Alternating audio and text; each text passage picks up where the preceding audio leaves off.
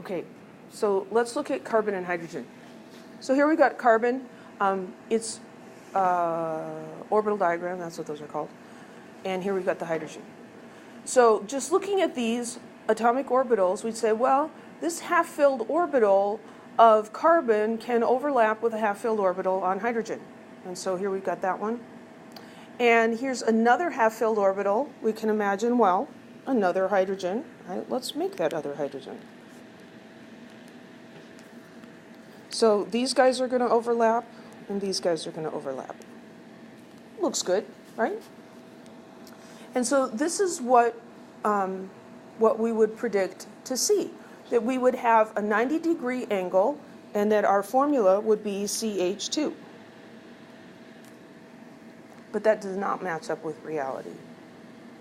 Reality says, no, actually, you can't have just CH2.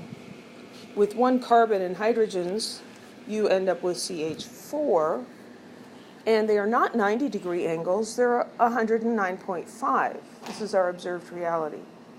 So something's missing here in our valence bond theory. It's not working. Well, we've been assuming that the orbitals in the molecule are the same as the orbitals in the atom. But is that necessarily true? Not necessarily. So valence bond theory talks about hybridization. So we think about the orbitals. We'll get to the pictures in a minute. That'll help. Hybridization is basically you're taking those wave functions that describe the shapes of the orbitals, and you're sort of averaging them. It's a little fancier than that, but basically it's averaging those functions. It's math. It's icky, crazy math. Some people love it, but not me so much. So you hybridize different atomic orbitals, and these are called hybrid orbitals. These correspond more closely to the actual distribution of electrons in molecules. They're still localized on the atoms, but they're going to have different shapes, and they're also going to have different energies than the orbitals on just an atom all by itself. The hybrid orbitals minimize the energy of the molecule by maximizing the orbital overlap. By hybridizing its atomic orbitals to make some slightly different ones, you can get more overlap and a lower energy, so that's going to be more stable. This works because when we hybridize the orbitals, instead of, I got a picture. So these are p orbitals, right? The p orbital has two lobes. The electron is present on both sides. If that overlaps with an s orbital, you're totally missing out on the lobe on the other side. That's not overlapping at all. When we hybridize, we increase the size on one side of the nucleus. So I'm getting ahead of myself here, but this is what happens if we take the s orbital and all three of the p orbitals, take their wave functions and mash them together. You end up with 4 different new orbitals. And now the shape is a bit like that p orbital, but it's now lopsided. There's a big lobe on this side and a little tiny lobe on that side. So now when this overlaps with another orbital, you get more overlap that's between the atoms, and that's more attraction. So we got to go back here. It does require energy to hybridize those orbitals. And so it's only going to happen if there's going to be a payback. So if hybridizing will result in a stabilization of the molecule, a return of energy, then it'll happen, otherwise it will not. So what we're going to do is we're just going to focus on the interior atoms, and we're going to assume that the terminal atoms are not hybridizing, just to make things a little simpler. And we find that atoms that actually form bonds are more likely to hybridize than atoms that don't.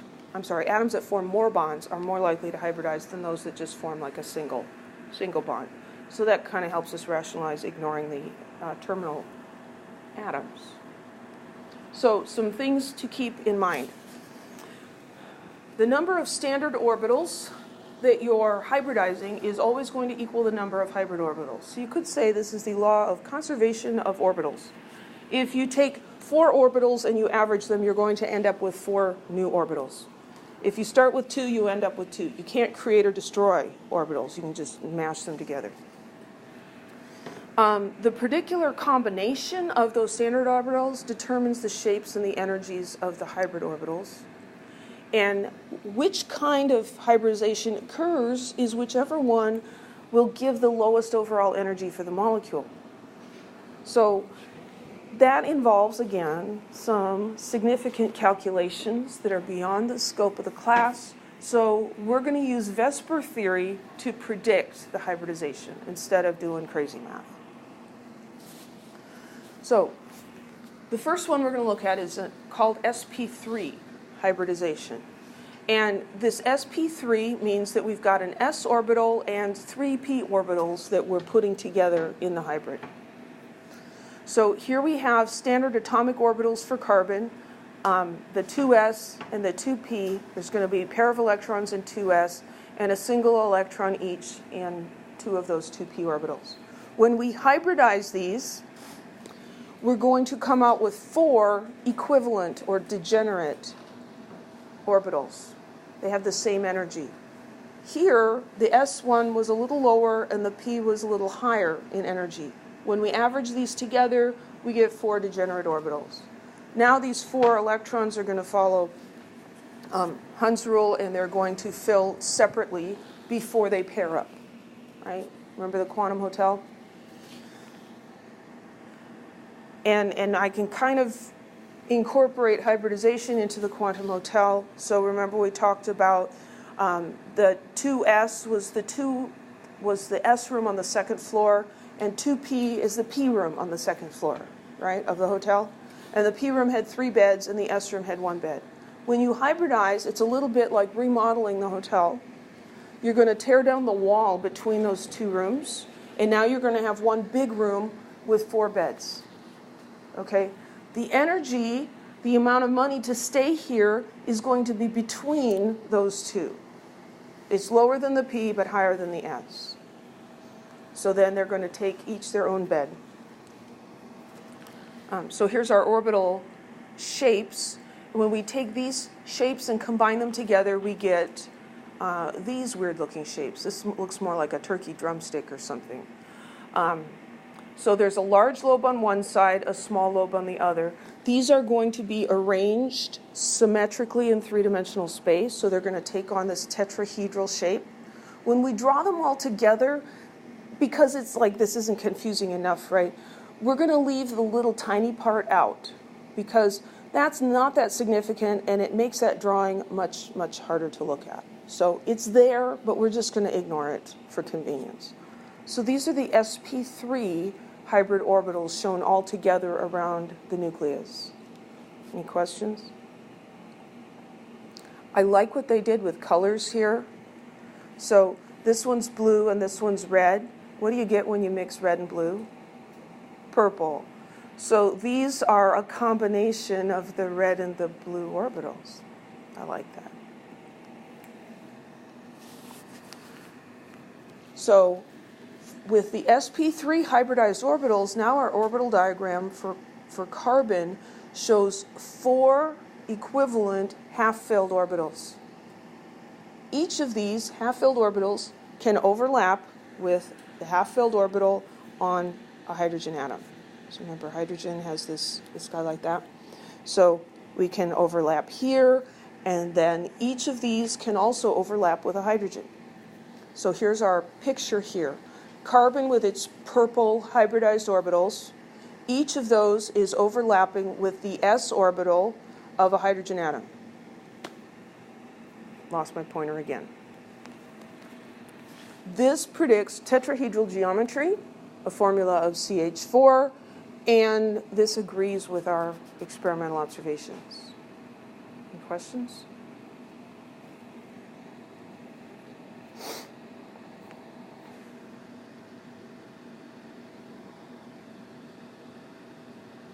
Oh, great. Now we're totally locked up.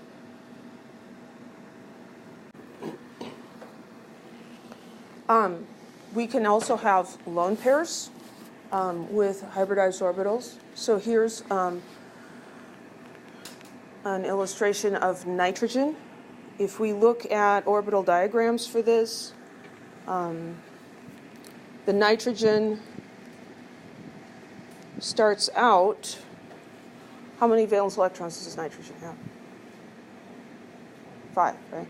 So there's going to be 2 there in the S, and then 1, 2, 3.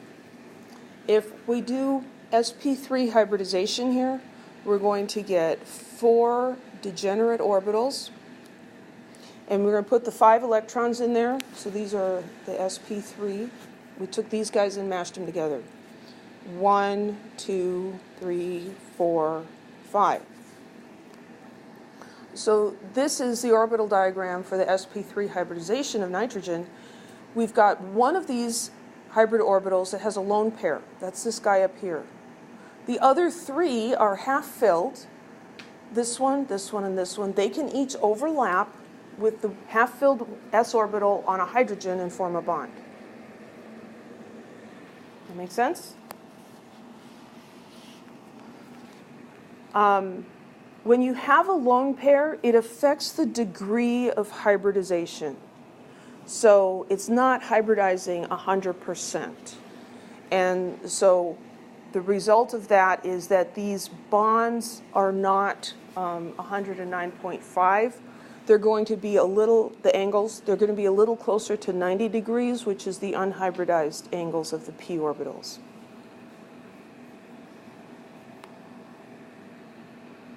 So let's look at sp2.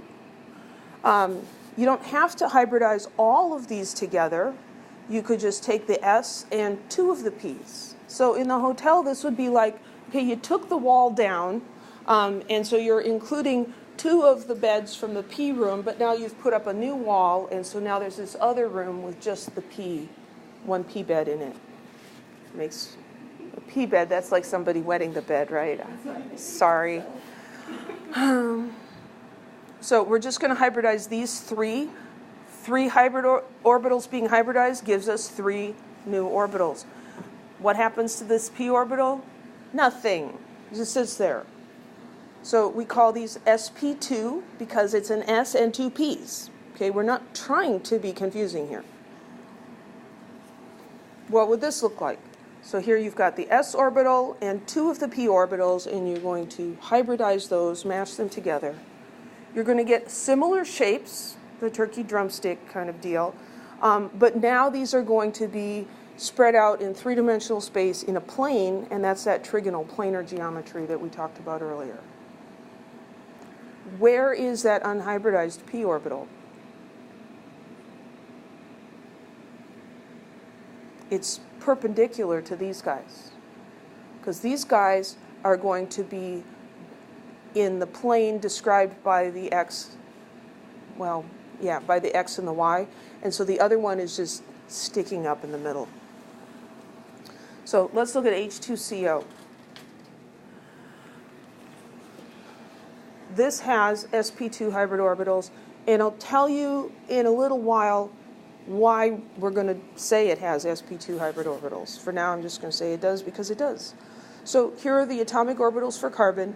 We're going to hybridize the s and 2 of the p orbitals, and so we're going to get these 3 equivalent sp2 orbitals, and then we've got this p orbital that is untouched, the same. We're going to fill these separately before we pair them up. And you might say, well, but isn't this one higher in energy? Yeah, it is a little higher in energy. But the sp2 hybrids are closer to the p energy than they were, than the s was before. And so it's just a little bit more. And so you think about the hotel, and so these guys are going in here, and they each have their own bed, and then this 4th electron comes in, and he's like, well, I could pay a little bit more and have my own bed in the next room, or I could share a bed with a stranger. It's like, it's worth a little bit of energy. So it will go over there. We now have 4 different half-filled orbitals here. The hydrogen and the oxygen are terminal atoms. We're going to say they don't hybridize. So hydrogen is going to overlap with two of these guys. And then the oxygen has two half-filled p orbitals. So one will overlap with this one, and one will overlap with that one. So let's see what that looks like. You like that? No, I didn't think so. You're going to like the next one even less. It's pretty though, isn't it? All the pretty colors. Think about balloons. Don't balloons make you happy? Yesterday they said I should get a clown to come in here and do balloon art to illustrate this. That'd be awesome, wouldn't it? Okay, what on earth is going on here? So this is what we're looking at. We've got sp2 hybrid orbitals on the carbon and an unhybridized p orbital. So the purple ones are the hybrid orbitals because they're a combination of red and blue. And we looked at the shape, sp2, the three things are going to be the three balloons making a triangle. So each of those is half filled. This one's going to overlap with the hydrogen. This one's going to overlap with the hydrogen. This is going to overlap with one of the p orbitals on the oxygen. When we still have this unhybridized orbital on the carbon, that p orbital that didn't get remodeled, so we've got a p orbital here, and we've got a p orbital on the oxygen. Those are both half filled. What they're going to do is they're going to overlap side to side. It's not really great, but they're kind of bending over to overlap with each other a little bit. So there's two kinds of bonds here, sigma bonds and pi bonds. So sigma is this O with a little tail at the top here, that's sigma. A sigma bond is an end-to-end overlap. Sigma bonds are symmetrical. If you look at the end, like if you stood here at the carbon and looked towards the oxygen and looked at these balloons overlapping, it would look like a circle, right? And the Greek letter sigma looks like a circle, right? So circle, this is a sigma bond. This pi bond here, let's get rid of my scribblings. The pi bond kind of looks like the letter pi. How about that? Pi? So the pi bond is a side-to-side overlap of the unhybridized p orbitals. So sigma, you've got hybridized orbitals overlapping from the central atom, and pi bonds are unhybridized p orbitals overlapping. Any questions? Okay.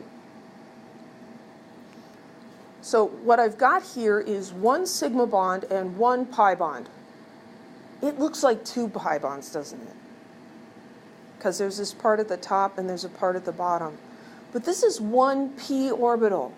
Remember, the orbitals are like standing waves, and so the electrons on both sides of the atom. So this bond is like that as well. The electrons in this overlapped orbitals are on both sides, and it's just a single bond. It's one bond. Okay, so this is a double bond. We've got this first bond here, it's a sigma bond. The second bond is a pi bond. Double bond. Any questions?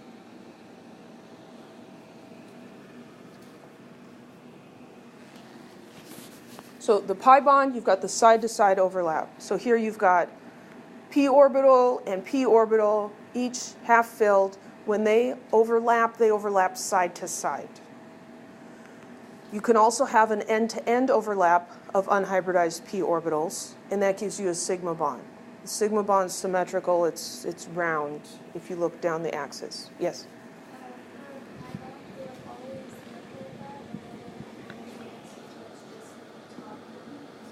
It's a good question. Will it always look like this, or could you have just the top or just the bottom?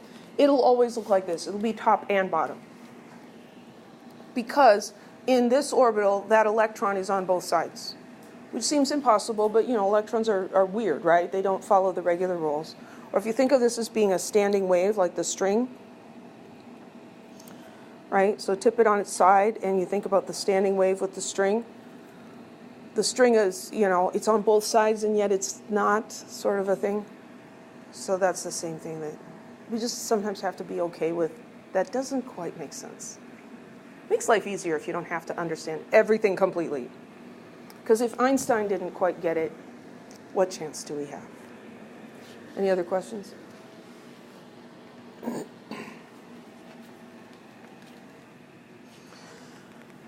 So we can label these bonds. So this is the same one we were looking at before, so don't freak out.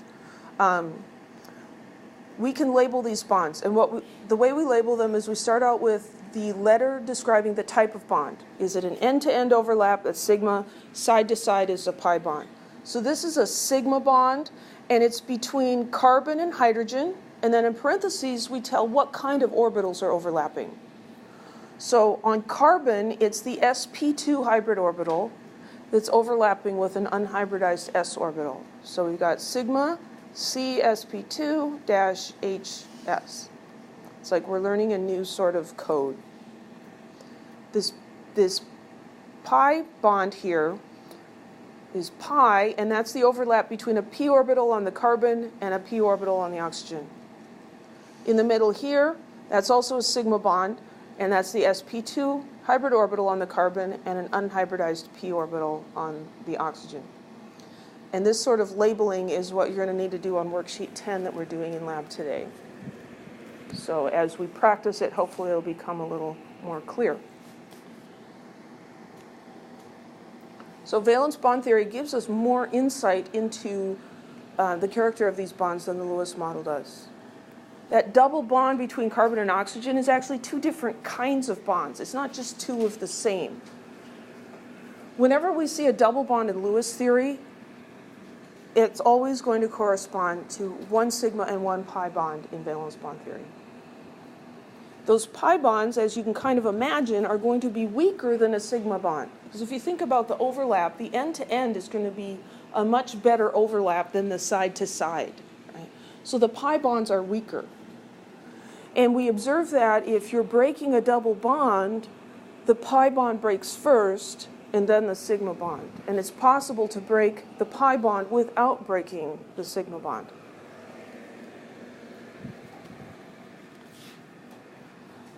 This also helps us to understand some things about the rotation around double and single bonds. When we have a single bond, we can get free rotation here because this overlap is like, sticking your fingers together, and you can rotate your hands. See what I'm doing? The YouTube people can't see that. That's why you need to come to class and not rely on YouTube videos. You can rotate your hands without taking your fingers apart. When you've got a double bond, you've got this sigma overlap in the middle, but then you have a second one on the top and the bottom. And so that's more like putting your index and middle fingers together, and now I can't rotate without breaking one of those. That makes sense? Okay, so here is a model of this structure. So the white balls are the hydrogens, the purple balls are the chlorines. The model, we can rotate the model around that single bond. Do you see how that works? I can have these two chlorines both on top of the carbon-carbon bond, or I can rotate it around and have it on the bottom, one on top. That's the rotation around a single bond. If I have a double bond, I can't do that anymore.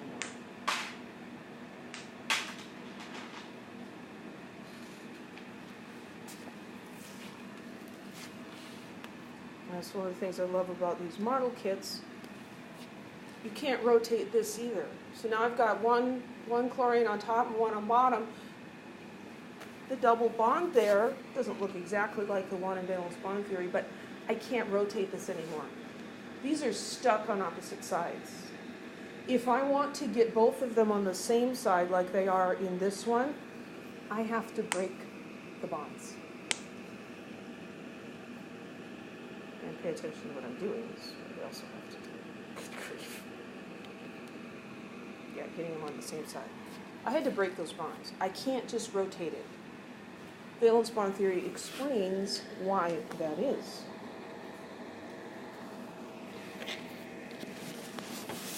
In that first compound with the single bond, we can draw these two differently, but they're actually the same compound. There is rotation, and that rotation does occur, within the molecule. Over here, with the double bond, we can draw these two differently, and these are distinct compounds. They have the same chemical formula, they have the same molar mass, but they have slightly different chemical properties because of how the atoms are arranged. Any questions?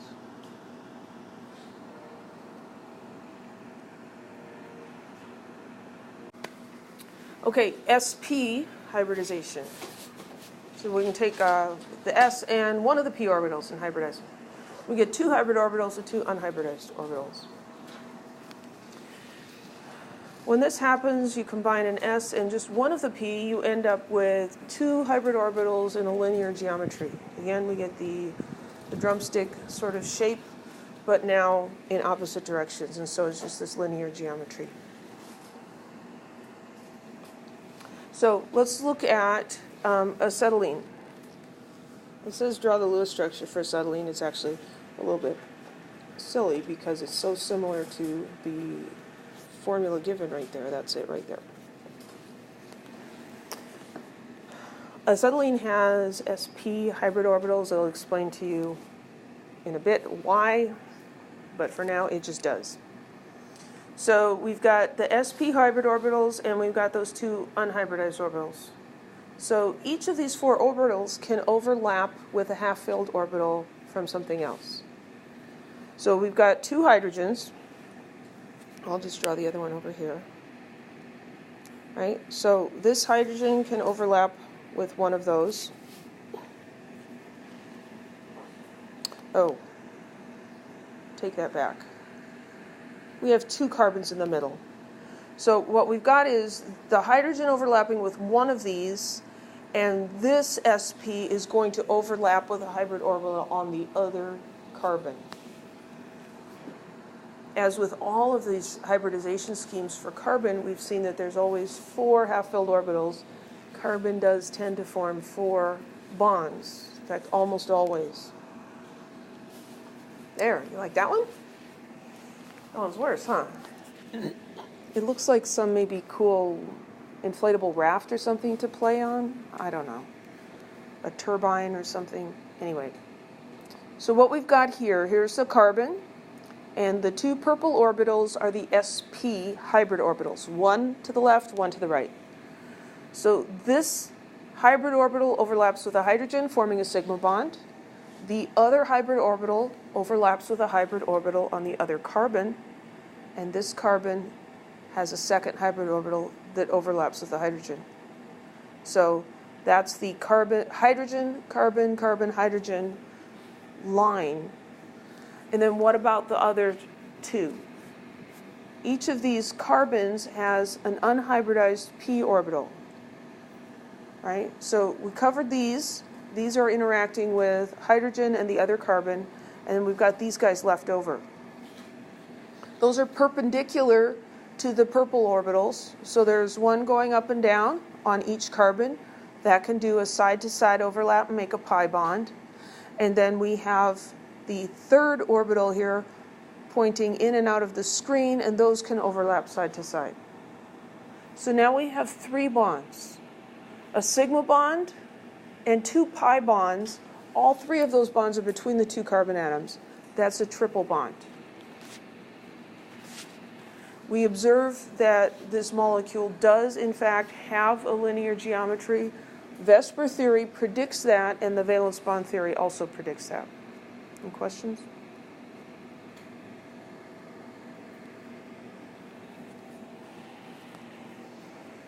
Remember when we talked about expanded octets? Now we got the funky shapes, like this guy over here.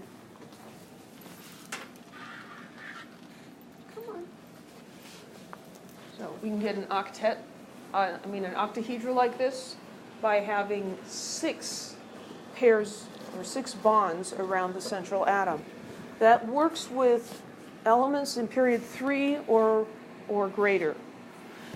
And we can do this because the third level also has a D subshell, right? So you think about the hotel. You can take the S room and combine it with the P room by taking down the wall. You could also take the wall down between the P room and the D room and bring some of those in and make this huge room with a whole bunch of beds in it, right? So you can hybridize S, the 3 Ps, and then some of the D orbitals as well.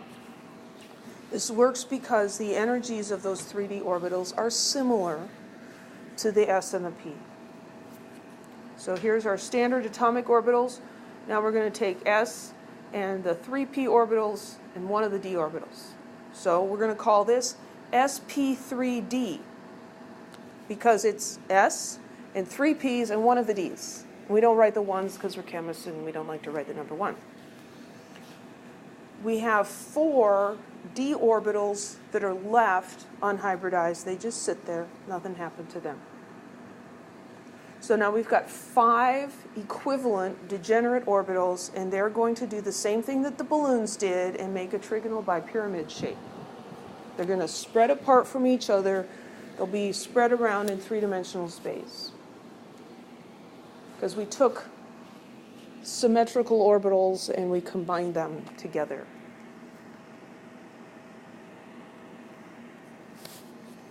So this is a molecule that we looked at with the expanded octets, arsenic pentafluoride. So the arsenic's going to make 5 bonds, 1 each with these fluorines. It's going to use sp3d hybridization to do that. Let's look at that. So arsenic has how many valence electrons? 5. It's got 5. So we've got the s orbital, and we get the p orbitals, so 1, 2, 3, 4, 5, and then it's empty, but there's also a set of d orbitals up there. And arsenic's in the 4th period, so this is 4s and 4p and 4d. Again, I'm going to get to how you know what hybridization scheme to use, but we're telling you now it's going to be sp3d. So we're going to take those and hybridize them together. So that gives us 5 equivalent orbitals, right? These are sp3d. And then we have left the d orbitals that are unhybridized. Still 5 valence electrons, 1, 2, 3, 4, 5. That gives us 5 half-filled orbitals. Each overlaps with a p orbital on a fluorine. And so we get this model. Any questions?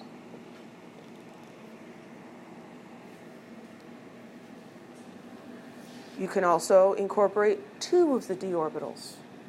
So then we call that sp3d2 because it's got 2 d orbitals in it.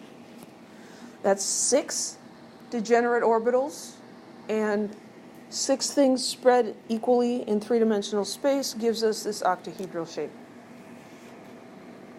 So we're talking about some new stuff here, but then some of it's the same as Vesper theory, right? We're talking about the same shapes. So sulfur hexafluoride will do this. We can describe these as we learned earlier. So these are all sigma bonds. So this is sigma s. On the s orbital, it's an sp3d2, and on the fluorine, it's just a p orbital. Okay, so now we get to how do we know which hybridization scheme to use? Well, the rigorous method is you're going to have to look at what type of hybridization and how much, what degree. Is it 90%? Is it 100% hybridized? Based on math and lowest energy. We don't need to do that. We're going to go with good enough for Chem 1A. Okay? Why do more than you have to? Good enough for Chem 1A. We're going to assign the hybridization scheme based on the electron geometry on the central atom. So we're going to be looking at the central atom and saying, how many electron groups? Same questions we asked for Vesper theory. How many electron groups? That's going to tell us which hybridization scheme to use. It's not perfect. It doesn't work all the time, but it will work for this class. So I'm going to show you a trick here. I did this yesterday, but I washed my hands too many times and it came off. So I'm writing S on my index finger. And since I'm left-handed, this is really difficult. And I'm writing P on each of the other 3 fingers on that hand, on my left hand. So this is what you do. You look at the Lewis structure and you see that there are 3 electron groups on the central atom. 1, 2, 3. It's sp2 hybridized. There's 2 electron groups, sp hybridization. There's 4 electron groups. 1, 2, 3, 4, sp3. What if there's 5? I ran out of fingers. Hopefully we get up to sp3 and then we can just, I guess I could write D's on my other hand and stick those out here. The number of electron groups is how many orbitals you need to hybridize. So you start with S, you move into the P's, then you move into the D's if you need to. So you look at the number of electron groups. So if there's 2 groups, it's going to be sp. If there's 3, my pointer's acting up. If there's 3, it'll be sp2. 4, sp3. 5, sp3d. And 6, sp3d2. Okay? It actually is simple. Sometimes like, oh, it can't be that easy. Yeah, just how many orbitals do you need? Start with S and take as many as you need, mash them together. The shapes that these arrange in are the same shapes that the electron geometries were in Vesper theory. So again, we can think about balloons and balloons trying to get away from each other. Linear, trigonal planar, tetrahedral, trigonal bipyramid, and octahedral. Same shapes, same angles. Any questions?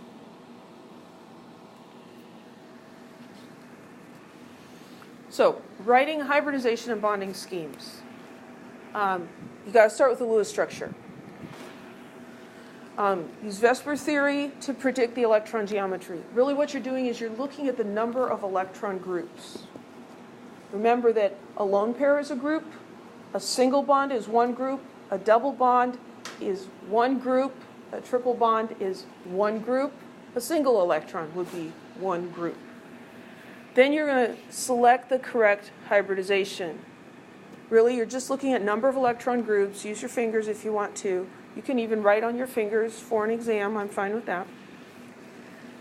Then we're going to sketch the molecule. Start with the middle and its orbitals, and then show the overlapping with the terminals. Now, the good news is I am not going to make you draw these things on an exam, in large part because I don't want to have to look at them.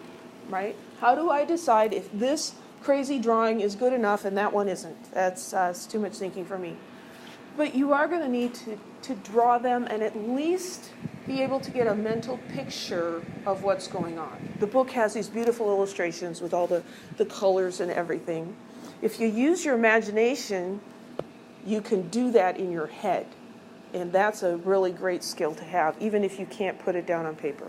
I'm not very good at doing it on paper either. Labeling the bonds.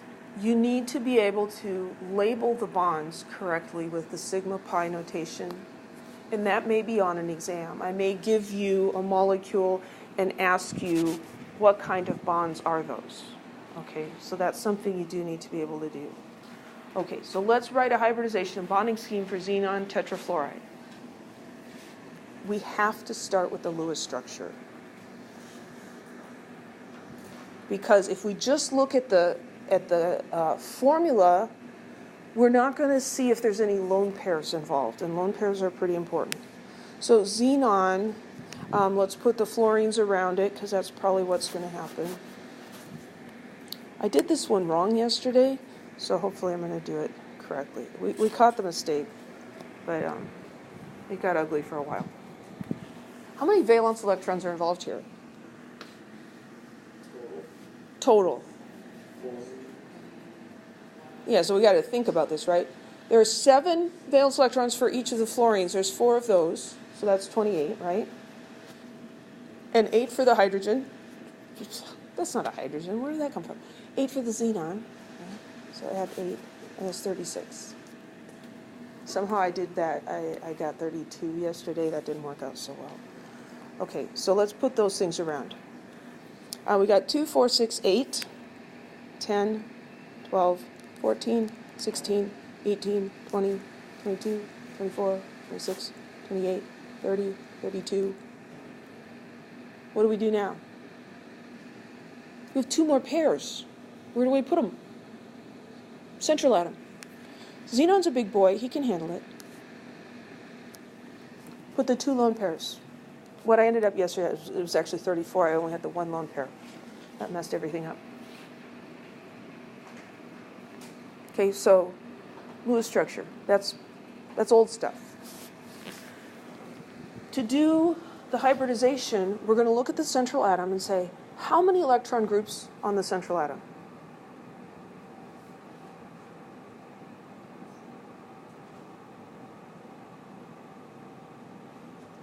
How many? Not 4. Groups, not bonds. Electron groups. 6. A bond is a group. A lone pair is a group. Right? So the xenon has 1, 2, 3, 4 bonds and 2 lone pairs. Each of those is a group. So we have 6 electron groups. It's the electron groups people do funny things with. So we have 6 groups. So then you can get out your fingers. 1, 2, 3, 4. Dang, I ran out of fingers. I need 2 more. Well, I've got the sp3, and I need 2 more. Right? So sp3d2 is the hybridization. You just look at the number of electron groups on the central atom, and that's how many orbitals you need to hybridize together. So sp3d2. Well, how do 6 orbitals arrange themselves in space? It's the same as the balloons. It's the same as the Vesper theory idea. It's going to make an octahedron, right? So we can just go ahead and draw this. Here's xenon in the middle. I'm going to make an attempt at color coding this one. So these are our hybrid orbitals. So there's 1 up there and 1 down there. And then there's this one coming out at us, and this one's going back there. This one's coming out at us, and this one's going back there. When you're drawing these loopy things, it's really hard to show the 3-dimensionality. It's tough. But those are the sp3d2 orbitals. There's 6 of them. And then the fluorines are going to overlap with their p orbitals.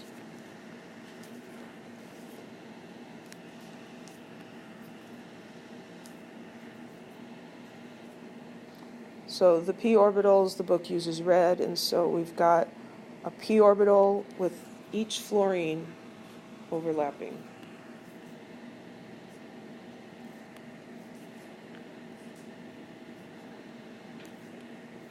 I don't know why that guy got stunted. You get the idea, though. Is that right? I got a little carried away, didn't I? How many fluorines are there? There's only 4, and I drew 6 of them. I did not do that on purpose. That was just a screw up. 2 of those are lone pairs.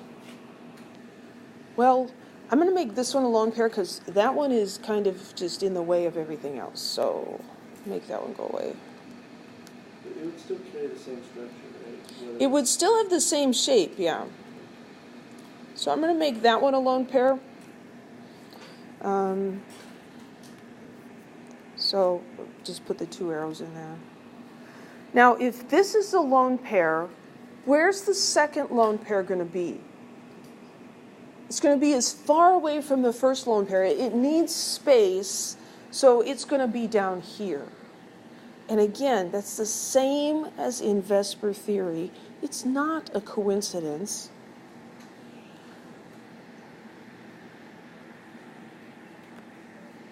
So this is also a lone pair. So then if I'm going to identify the bonds, well, all of the bonds that are being made are the same type, aren't they? Are they sigma or pi? They're sigma because they're an end-to-end overlap. So that's a sigma bond. And what orbital on the xenon is overlapping? That hybrid orbital, right? sp3 d2. And that's overlapping with a fluorine. And what's the orbital on the fluorine? It's a p orbital.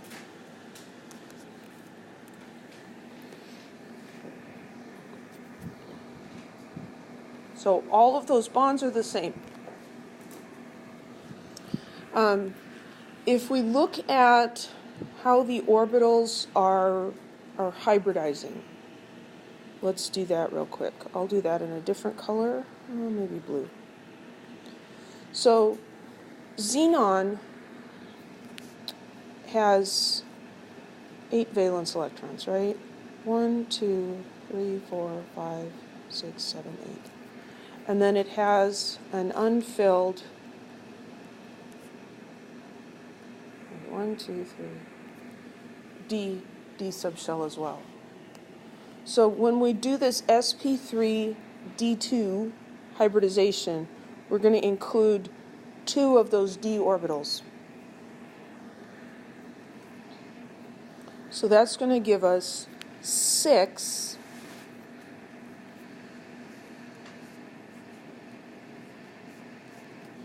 hybrid orbitals, and then we've got those unhybridized p orbitals left. Not p orbitals, d orbitals. So there's 3 d orbitals that are left. Remember, orbitals are conserved. We don't destroy them. So then where are the 8 electrons going to go? Well, they're going to fill up these hybrid orbitals. 1, 2, 3, 4, 5, 6, 7, 8.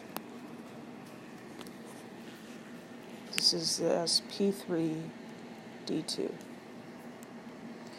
Those are the 2 lone pairs. And then I have 4 half-filled orbitals, and those are the ones that overlap and make the sigma bonds with the 4 fluorine atoms. Any questions?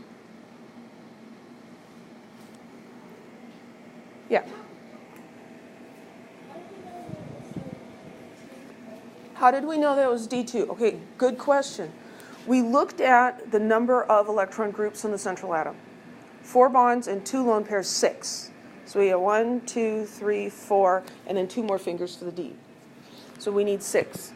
If you don't like the finger thing, so you've got the S and the P's, and for things in period 3 and greater, you also have the D's available. How many electron groups? Count the number of electrons. Count the number of orbitals. 1, 2, 3, 4, 5, 6. You always start at the S, go through the P's and into the D's. And that's how you know what the hybridization scheme is. Okay. Again, that's not 100% accurate, but it's good enough for this class. And that's, good enough is good enough, right? You don't need, like when you become a parent, don't even try to be a perfect parent, because if you could be a perfect parent, that would screw up your children, right? So you just need to be good enough. Makes life a lot easier. Let's do another one, HCN. Again, got to start with the Lewis structure.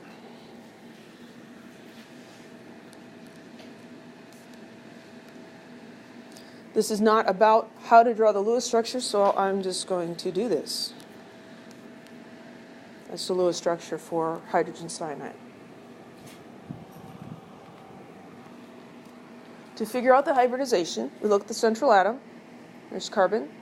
How many electron groups on the central atom? Not 4.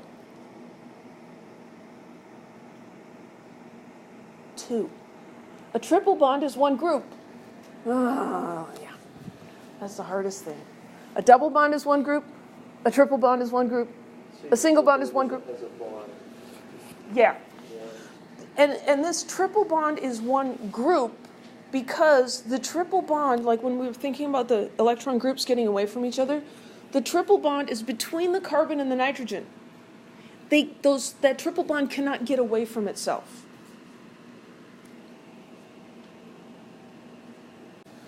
So we have two groups.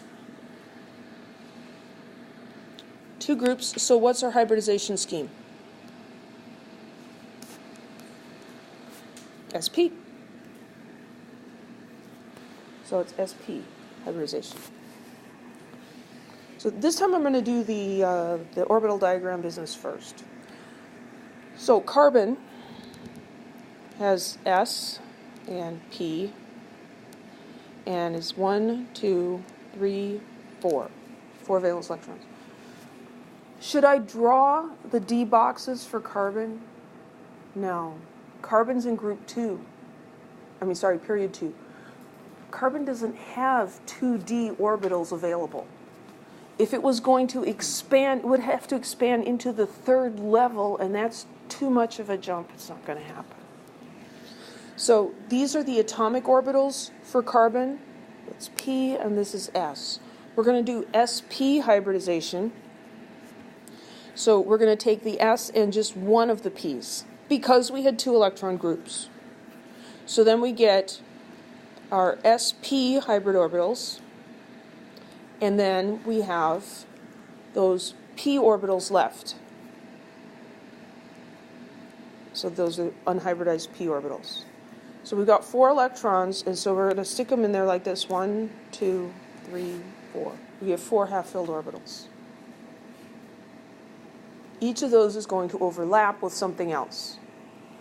So here with the carbon, it's going to do a sigma bond with the hydrogen, and the other sp orbital in the opposite direction is going to do a sigma overlap with the nitrogen. So let's see if I can draw this. So here I have carbon, and I'm going to draw its hybrid orbitals. So sp, just like Vesper theory, 2 things, 2 orbitals are going to be opposite each other. It's going to be linear. So that's going to overlap with hydrogen over here. Oh, that's too far away. I forget. He's a little guy. So hydrogen has an s orbital that's overlapping, and then nitrogen's on the other side. And we're assuming that the nitrogen is not hybridizing. So what orbital is it using? Well, let's just do nitrogen's orbital diagram up here. How many valence electrons does nitrogen have? It's got 5. So it's going to be 1, 2, 3, 4, 5.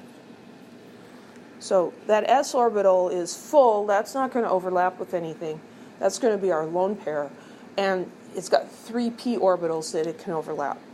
And that's how it can make 3 bonds with carbon. So the nitrogen's going to use its p orbitals. So one of the p orbitals is in this axis, and one is in this axis, and one of them is coming in and out of the screen. So this overlap is a sigma overlap. Let's go ahead and label these.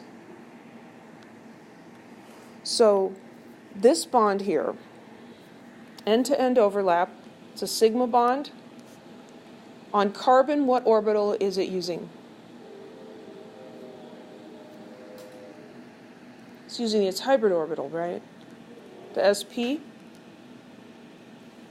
And that's overlapping with hydrogen's s orbital. And this orbital, this bond, is also a sigma bond. And what orbital on carbon? sp. And what orbital on nitrogen? It's the p orbital. It's one of these guys. We're not hybridizing the terminal atoms. So carbon also has 2 half-filled p orbitals.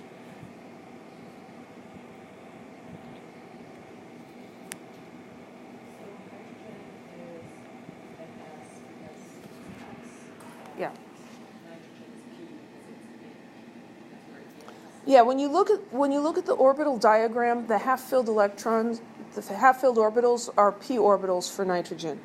If you look at the orbital diagram for hydrogen, which is kind of trivial, it only has the one orbital that's half-filled because it only has the one electron. So hydrogen always uses this s orbital.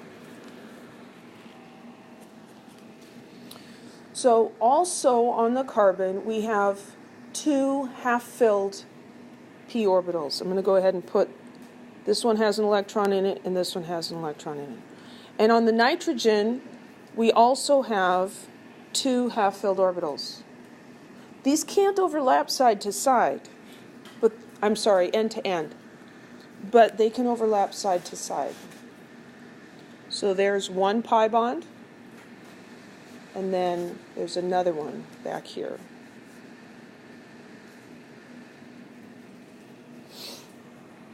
And that looks like a 3-year-old scribbled, right?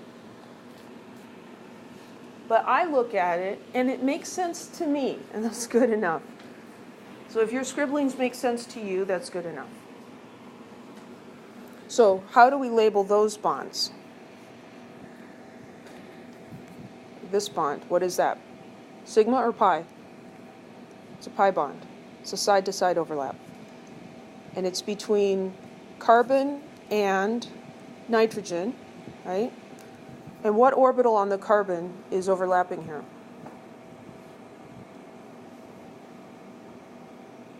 It's a p orbital, right? And on the nitrogen, it's also a p orbital.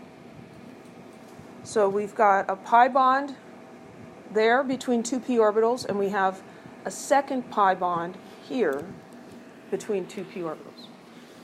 And that's our triple bond. 2 pi's and a sigma. Any questions?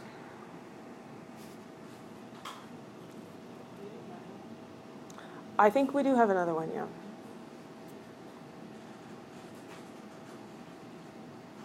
CO2. Let's do CO2. Okay, again, start with the Lewis structure.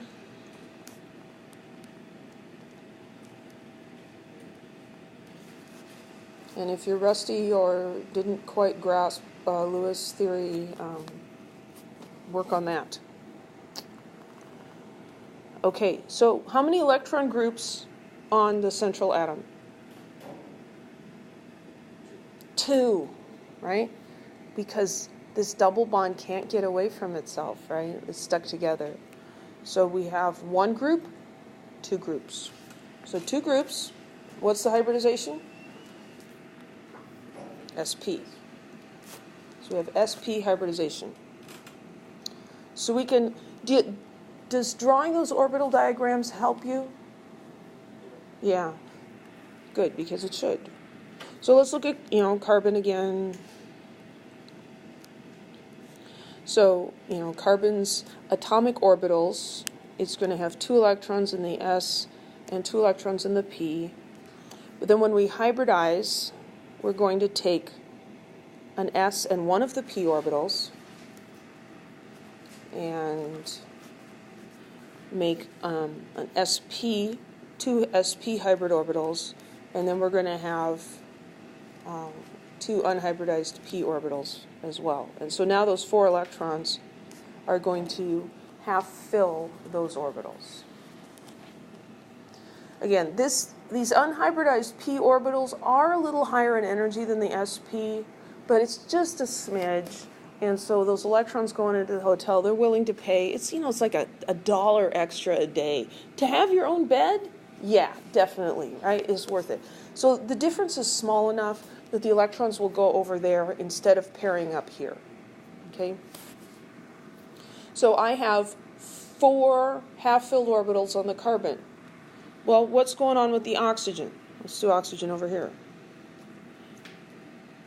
Well, oxygen, I don't know what happened to that one. Oxygen has 6 valence electrons, right? So there's the S and the P, and we fill those in 1, 2, 3, 4, 5, 6. Each oxygen has two p orbitals that it can use for bonding.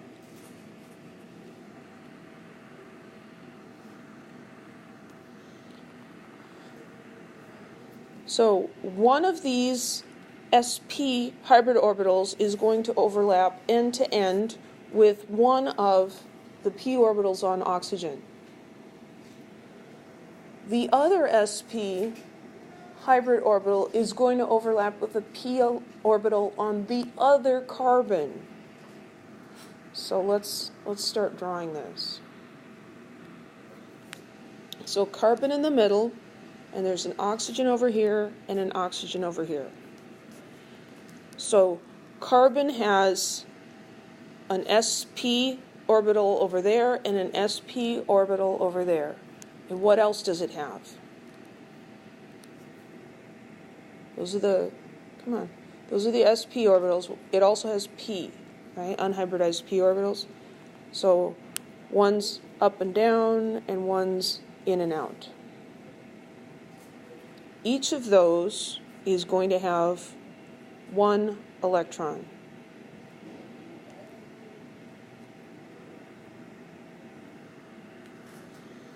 The oxygen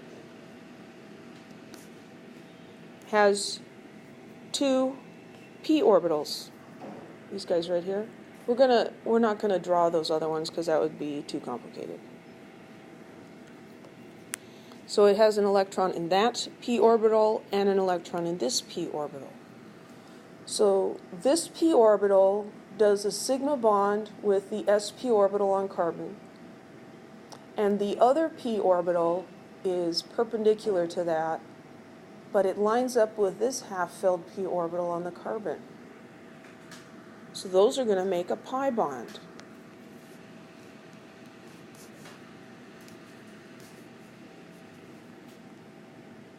One orbital on each atom, one pi bond. It's just on both sides because electrons are weird. The other oxygen atom also has two pi bonds that are half-filled. So it's going to do one like that and form a sigma bond with the carbon.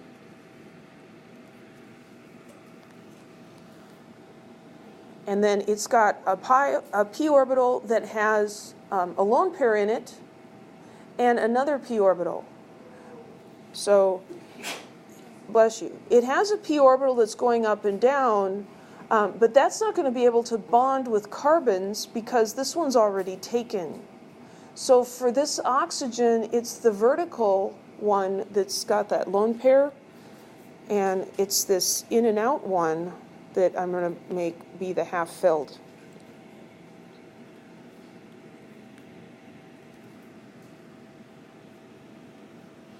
So this one overlaps with, oh my goodness, that one. These two overlap.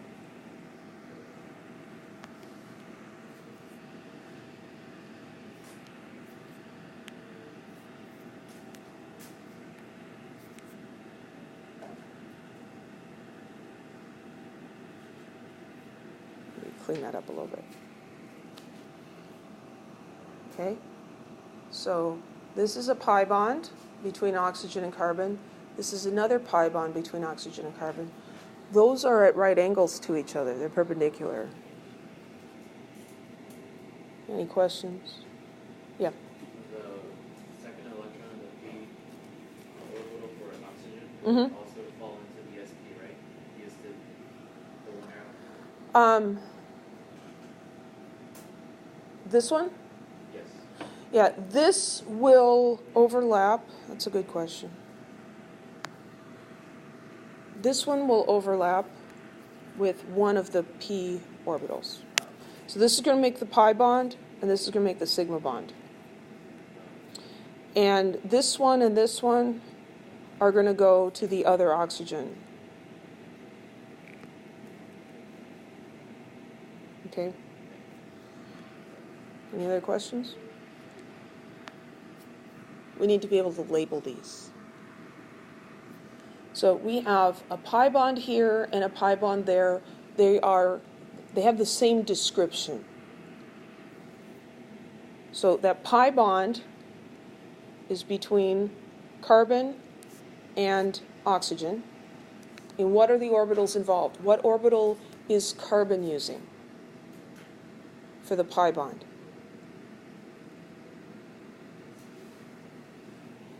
Is it red or purple? It's red. It's a p. Pi bonds are always p orbitals. Pi, p. And for the oxygen, it's also a p orbital. You can't get this side-to-side overlap with an s orbital. You can't. And the hybrid orbitals don't do it either. So it's always p orbitals for the pi bonds. Then we also have two sigma bonds, one between carbon and one oxygen, and the other between carbon and the other oxygen. They are the same description as well. Those are sigma bonds between carbon and oxygen. And what are the orbitals? What orbital is carbon using for its sigma bonds? The sp. The hybrid orbitals are the ones that do the sigma bonds. And oxygen is using its p orbital. Any questions?